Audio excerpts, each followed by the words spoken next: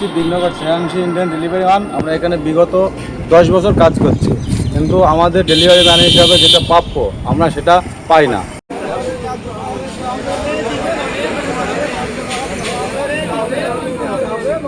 জাতীয় সড়কের উপর অবাধে দাপিয়ে বেড়াচ্ছে টোটো, জমদূতের মতো দাঁড়িয়ে স্ট্যান্ড, চরম ঝুঁকির মুখে শান্তিপুর। প্রশাসনের নিষেধাজ্ঞা, পুলিশের কড়া নজরদারির নির্দেশ, সবই যেন শুধু খাতায় কলমেই সীমাবদ্ধ। নিরাপত্তার তোয়াক্কা না করে 12 নম্বর জাতীয় সড়কের উপর অবাধে চলছে টোটো। শুধু তাই নয়, জাতীয় সড়কের গুরুত্বপূর্ণ মোড়ে অবৈধ টোটো স্ট্যান্ড তৈরি করে যাত্রী তোলা হচ্ছে নিয়ম করে।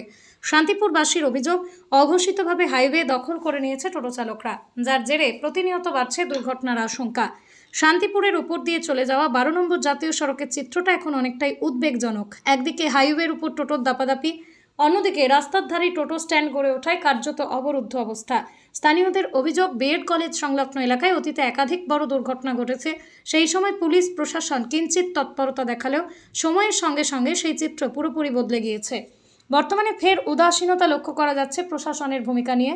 এই বিষয়ে টোটো চালকদের সঙ্গে কথা বললে উঠে আসে ভিন্ন চিত্র। নাম প্রকাশে অনিচ্ছুক একাধিক চালক জানান, হাইওয়ের উপর যে টোটো চালানো আইনত দণ্ডনীয় এবং বিপজ্জনক তা তারা ভালোই জানেন, কিন্তু তাদের দাবি সব জায়গায় সার্ভিস রোড বা বিকল্প রাস্তা না থাকায় বাধ্য হয়ে তাদের এভাবেই জীবনযাপন করতে হচ্ছে। বাসিন্দাদের অভিযোগ, প্রশাসনের সঠিক নজরদারি এবং বিকল্প রাস্তার পরিকল্পনার অভাবে এই অবৈধ স্ট্যান্ডগুলো স্থায়ী আকার নিয়েছে।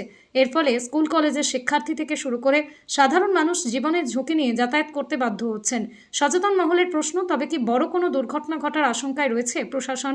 টোটো চালকদের জীবিকার প্রশ্নে অমানবিক না হয়েও জাতীয় সড়কে যাত্রী নিরাপত্তা নিশ্চিত করতে দ্রুত ট্রাফিক ব্যবস্থার সংস্কার এবং অবৈধ স্ট্যান্ডগুলি উচ্ছেদের দাবি জানিয়েছেন শান্তিপুরবাসী। যত সামান্য দেয় তাতে আমরা এতদিন ধরে কাজ করছিলাম, কিন্তু গত মাস থেকে মালিক আমাদের বলেছে যে আর কোনো পয়সা দেবে না। আজকে সেটা নিয়ে আমরা কথাবার্তা বলাই, মালিক বলল যদি ইচ্ছা হয় কাজ করো, না হয় করতে হবে না। তো এখন কিভাবে দেখছেন, কি করবেন ভাবছেন? আমরা তার জন্য আমরা একত্রিত হয়ে সবাই এখানে দাঁড়িয়েছি, মালিকের মুখের দিকে তাকিয়ে আছি, দেখি মালিক কি করে। যদি না, মালিক নেই, মালিক চলে গেছে। মালিক ওই কথা বলার পর চলে গেছে। ম্যানেজার আছে। কি নাম মালিকের, নাম কি? সন্দীপ দাস, বাড়ি কোথায়? ঘোরালিয়া, শান্তিপুর। তো এমনি বিভিন্ন রকম ব্যবসায়ী সংগঠন আছে, তাদেরকেও কি জানিয়েছেন? কারণ উনিও তো একটা ব্যবসা- আপনাদের তো এসব সম্বন্ধে কোনো অভিজ্ঞতা নেই, আমরা এটা জানাই। তো আমরা শোনাই এই প্রতিদিন কি কত পরিমাণ বাড়িতে যেতে পারেন আপনারা, অর্থাৎ উপার্জন কত হয়? আমাদের প্রতিদিন 18-20টা বাড়িতে যেতে হয়। এবার বাড়ির লোকে যদি 10 সামান দিল, না দিল, কেউ দেয় না। এবং এখান থেকে 17 টাকা করে পেতাম, এখন সেটা বলছে না, অতটা দেওয়া যাবে না, কমিয়ে দিতে যাচ্ছে। তো সেক্ষেত্রে কোনো লিখিত না, মুখেই বলেছে? লিখিত কোনো কিছু করা হয় কমানোর কারণ কি? না। এই তো মজুরির জন্য আন্দোলন হয়, বাড়ানোর জন্য, হ্যাঁ। এখানে কমিয়ে না দেওয়ার জন্য আন্দোলন। কমিয়ে না দেওয়ার জন্য সব কিছুতে এখন বাজার মূল্য সব কিছুই বেড়েছে, তাহলে আমাদের কি করে চলে? আমাদের তো সংসার আছে। কি নাম আপনার? আমার নাম প্রতাপ ঘোষ। এই জায়গাটার নাম বললেন? Dignagar Shreyanshi Indian. Gas office? Gas অফিসের নাম দিগনগর শ্রেয়াংশী ইন্ডিয়ান।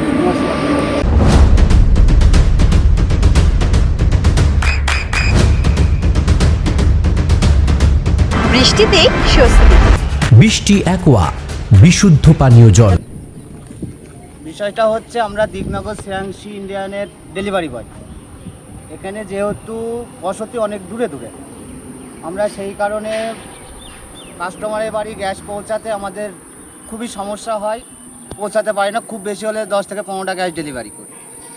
যেখানে আমাদের অফিসের কমিশন আমাদের দিত 17 টাকা, সেই জায়গায় আমাদের কমিশন কমিয়ে। আর এমনি মাইনে টাইনে অন্য কিছু নেই? টাইনে কোনো সিস্টেম নেই। এর মধ্যে আমাদের গাড়ি মেনটেন খরচা, নিজের খরচা সব এর মধ্যে। যেহেতু ব্যবসার বাজার কোনো দিন খারাপ যায় না, সেই কারণে মালিক বলছে তার ব্যবসার সংস্থা নাকি খুব খারাপ যাচ্ছে, সেই কারণে আমাদের এটা কমিয়ে দিচ্ছে। যেখানে আমাদের মুরগি সব কিছুর দাম বাড়ছে, সেখানে আমাদের 2 টাকা বাড়বে কি, আমাদের 7 টাকারও কমিয়ে দিচ্ছে। এই মধ্যে আমাদের পরিবার নিয়ে আমাদের চলতে খুব অসুবিধা হচ্ছে। সেই দাবিতে আমরা আপাতত কাজ এখানে স্থগিত রেখেছি। মালিক বিষয় যদি এটা দেখে, তাহলে আমাদের মালিককে বলেছেন, জানিয়েছেন? মালিককে জানিয়েছি। মালিক বলেছে এই দাবিটা তোমরা করতে পারো, তোমাদের দাবি আমি মানব না। সেই বিষয়ে আমরা কাজ স্থগিত রেখেছি। এরপরে গত মাসে যে কাজটা করেছি সে মাইনেটা দেয়নি। আমাদের পরিবার নিয়ে চলতে খুবই সমস্যা হচ্ছে। তো সেটাকে মানছেন? আপনারা লিখিতভাবে এবার জানাবেন ভাবছেন? হ্যাঁ, এবার লিখিতভাবে জানাবো। যদি মালিক সেটা মানতে চায় তাহলে ভালো, আর যদি মালিক না চায় বোঝে আমাদের বিষয়টা, তাহলে আমরা অন্য এটা কোন বিষয়ে- জায়গায়? এটা দিকনগর সিয়াংসি ইন্ডিয়ান অয়েল। তাহলে মানে ধরুন ব্যবসায়ী সমিতি থেকে আরম্ভ করে প্রশাসনও কেউ দায়িত্বে আছে এরকম কর্মকর্তা? না, সেরকম আমরা কাউকে জানাইনি, সেটা আমরা জানাতে এবার বাধ্য হব। কি নাম আপনার? আমার নাম প্রবীর দেব। কতজন কাজ করেন? আমরা এখানে 15-20 জন, মানে সকলেই এই একই সমস্যা? সকলেরই একই সমস্যা আমাদের। কত দূর পর্যন্ত? আমাদের কাজের এরিয়া এখান থেকে শান্তিপুর গুপ্তিপাড়া ঘাট, কানলাপাড়া, হবিবপুর, আর ওদিকে যে কানলা ঘাট আছে, এদিকে ধুবুলিয়া নবদ্বীপ, ধুবুলিয়া পর্যন্ত? ধুবুলিয়া পর্যন্ত। আচ্ছা, তাহলে কিসে যাতায়াত করেন? আমাদের সব টোটো আছে, মোটর ভ্যান আছে, হুম। লোডার গাড়ি আছে। সেই ভাড়াটাও তো লাগছে। হ্যাঁ, এই ভাড়াটা আমাদের একটা গাড়ি 2.5 লাখ টাকার গাড়ি খাটে। হুম। আর যেটা বলছিলেন কি সমস্যার একটা? আমাদের সমস্যা হচ্ছে যে আমরা ইন্ডিয়ান অয়েল থেকে আমাদের একটা পয়সা দেয়, 35 টাকা দেয়, আমরা সেই কমিশনটা আমরা পাচ্ছি না। সেটা আপনারা নিশ্চিত জানেন? হ্যাঁ, আমরা নিশ্চিত জানি।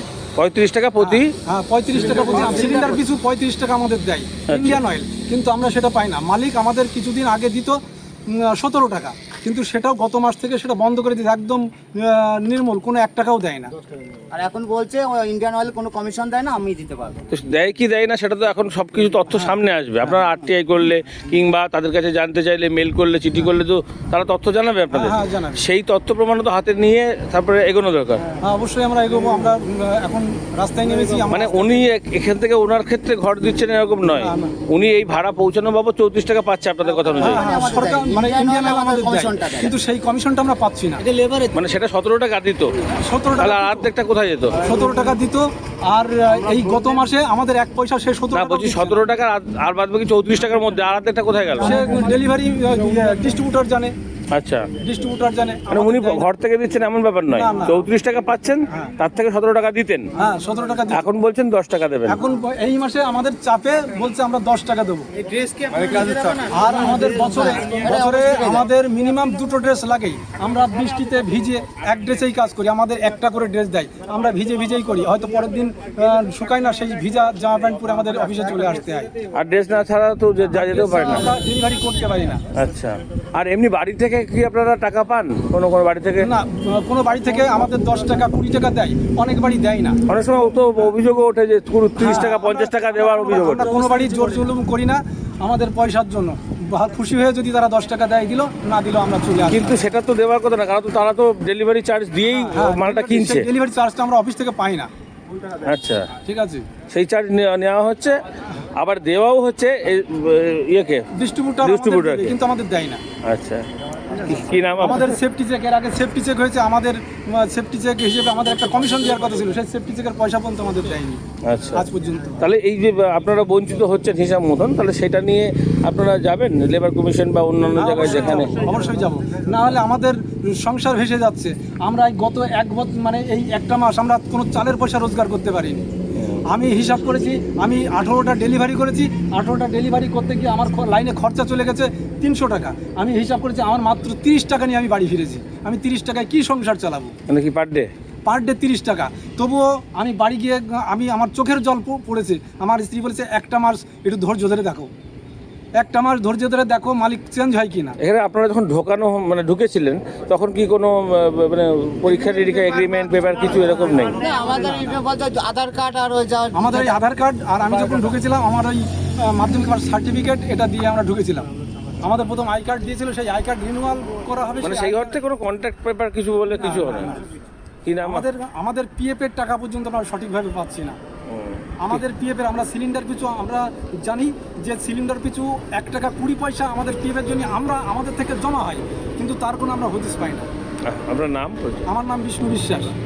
আপনি কোথায় বাড়ি আপনার? আমার বাড়ি শান্তিপুর ঘোড়ালিয়া। আচ্ছা, আপনার ওখানকারই তো মালিক? আমার ওখানকারই মালিক। কি নাম মালিকের? মালিকের নাম সন্দীপ দাস। তো মালিককে এমনি মৌখিকভাবে কিছু জানিয়ে? মালিককে আমরা মৌখিকভাবে জানিয়েছি, অনেক গণজোরে জানিয়েছি, আমাদের কথার কোনো মানে গুরুত্ব দেয়। আপনার সন্তানের উজ্জ্বল ভবিষ্যতের সঠিক দিশা JRS public school. JRS public school, যেখানে শিক্ষা এবং আনন্দ একসাথে। JRS public school has an excellent team of teachers for the holistic development of your child. আপনার সন্তানের উজ্জ্বল ভবিষ্যতের একমাত্র ঠিকানা জেআরএস পাবলিক স্কুল। আপনি কোথায় ইনভেস্ট করবেন? কেন করবেন? বুঝতে পারছেন না তো? সঠিক গাইডলাইন পেতে আজই আসুন নদিয়ার চাকদাতে নিবেদিতা প্রাইভেট লিমিটেডে। Nivedita private limited, marketing and distribution service. Balcony বা সিঁড়ির রেলিং, মডিউলার কিচেন বা ড্রয়িং রুম, এক কথায় আপনার স্বপ্নের বাড়িকে করে তুলুন আরো সুন্দর। Chakdah ply centre, gorgeous look বা কোয়ালিটি সবে 3 number 1 Chakdah ply centre. Chakdah ply centre, KBM, Chakdah, Nadia. হোমওয়ার্কটা করেছো? হ্যাঁ স্যার। এ বাবা, ভুল করেছো কেন? চোখে কেমন ঝাপসা দেখছি, লিখতে আর পড়তে খুব সমস্যা হচ্ছে।